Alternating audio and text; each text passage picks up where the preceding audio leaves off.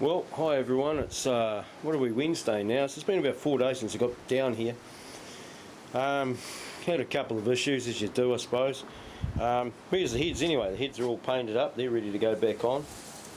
And just got to sand down the faces where the gaskets go. Water pump's ready to go back on. That's all sort of painted up. Looks a bit fancy, I suppose. What a pain in the arse. You know, I come down here the other night thinking, oh yeah, nice and simple, won't take long.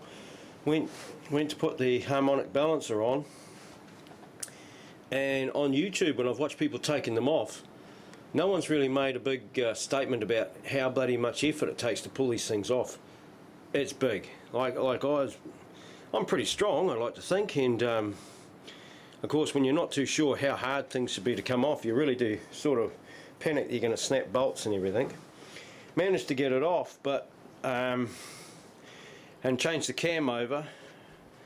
Word of advice for those as thick as me, you've got to take the mechanical fuel pump out to get the cam out. I had to phone a friend about that.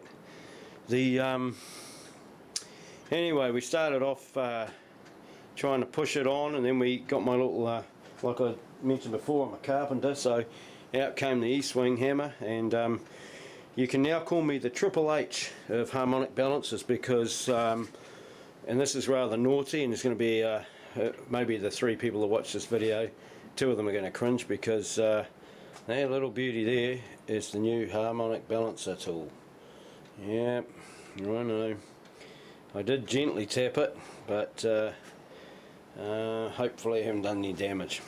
Put it all back together, swearing a bit, put the pulley on, and my bolt didn't want to work, and the bolt's the same bolt that came off. Don't ask me why, it just decided it was too short.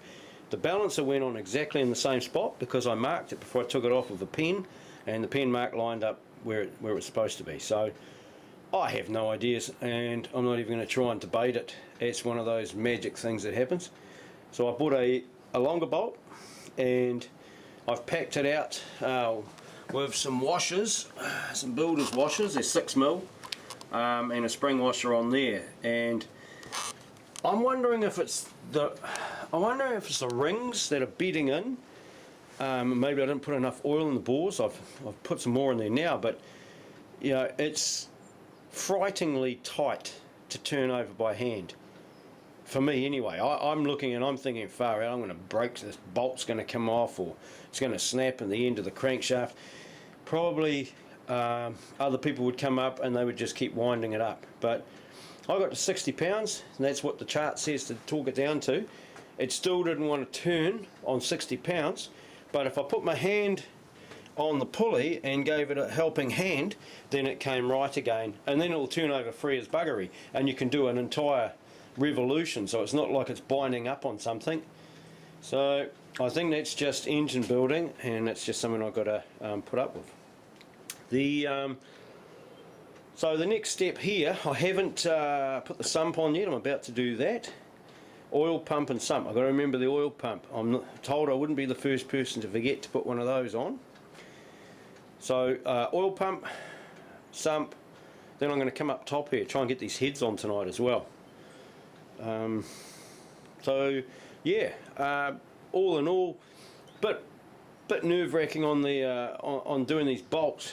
You know, I mean, I think the first time I ever weightlifted, I deadlifted 157 kilos, and I was 10 stone. So, you know, I'm not too scared about putting a bit of muscle into something, but it just some of these bolts, when you're doing them up or you're pulling things off, they're tight, seriously tight.